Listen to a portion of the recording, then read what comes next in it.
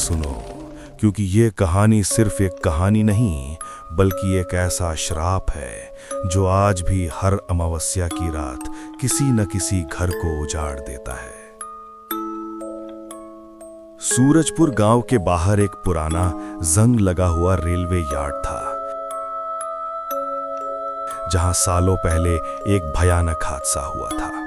कहते हैं करीब 75 साल पहले एक बारात ट्रेन में सफर कर रही थी, लेकिन स्टेशन के पास पहुंचते ही ट्रेन पटरी से उतर गई और पूरी बारात वहीं जिंदा जल गई।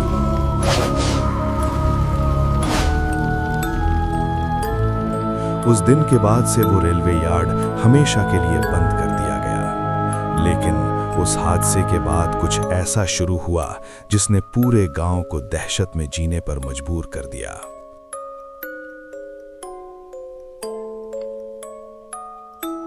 गांव के बुजुर्ग बताते हैं, हर अमावस्या की रात ठीक 9 बजे उस बंद पड़े रेलवे यार्ड की तरफ से शहनाई और ढोल की आवाज सुनाई देती है और फिर एक भूतिया बारात गांव में आती है जो हर बार एक कुंवारी लड़की को अपने साथ ले जाती है।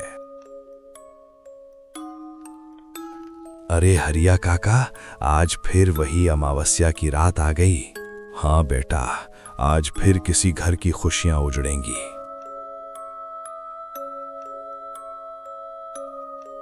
पूरा गांव डर के साए में डूबा हुआ था। लोग अपने अपने घरों के दरवाजे बंद कर रहे थे। माएं अपनी बेटियों को छुपा रही थीं और मंदिरों में विशेष पूजा हो रही थी। हे भगवान, इस बार हमारी बेटी को बचा लेना।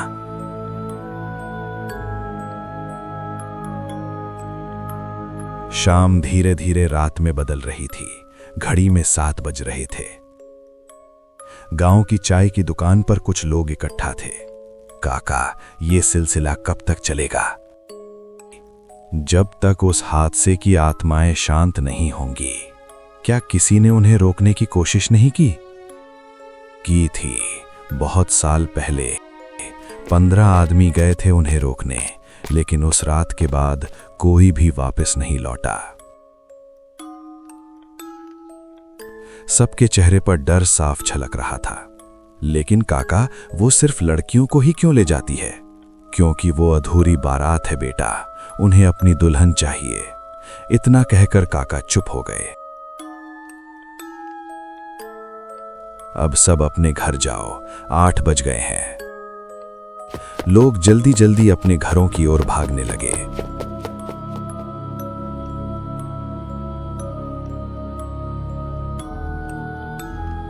लेकिन रवि और करण के मन में डर से ज्यादा जिज्ञासा थी। करण, आज हम उस बारात को देखेंगे। तू पागल हो गया है क्या? छिपकर देखेंगे, कुछ नहीं होगा। आखिरकार करण मान गया। दोनों गांव के बाहर एक बड़े बरगद के पेड़ के पीछे छिप गए।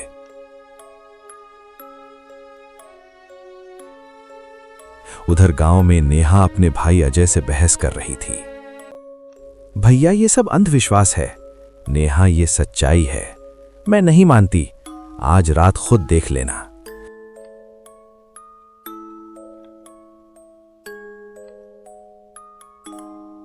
घड़ी में 9 बजने ही वाले थे।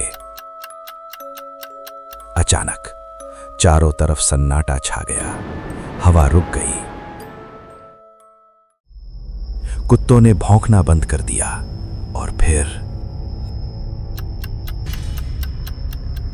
रेलवे यार्ड की तरफ से शहनाई और नगाड़ों की आवाज गूंजने लगी।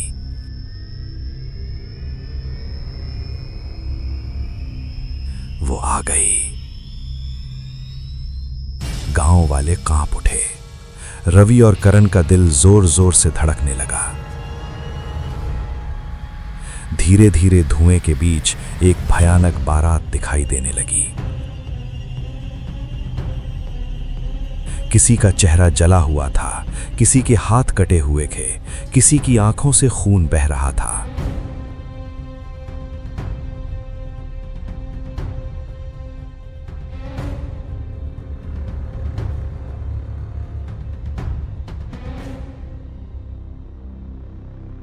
और बीच में एक भूतिया दूल्हा सफेद कपड़ों में, जिसकी आंखें लाल अंगारों की तरह जल रही थीं।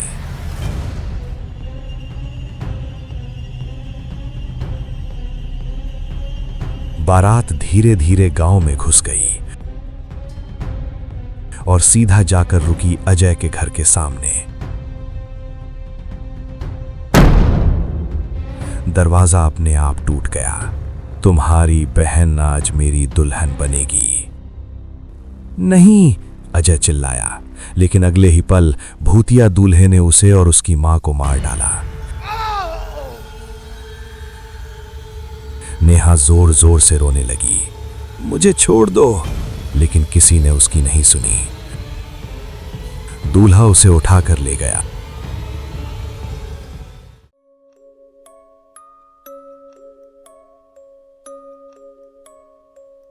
बारात फिर से रेलवे यार्ड की ओर बढ़ने लगी। रवि और करण सब कुछ देख रहे थे। उनके शरीर डर से सुन्न हो चुके थे। वे चुपचाप उस बारात के पीछे पीछे चल पड़े। रेलवे यार्ड पहुंचते ही चारों तरफ घना काला धुआं फैल गया और तभी एक भयानक आवाज के साथ एक जली हुई ट्रेन वहां आकर रुकी।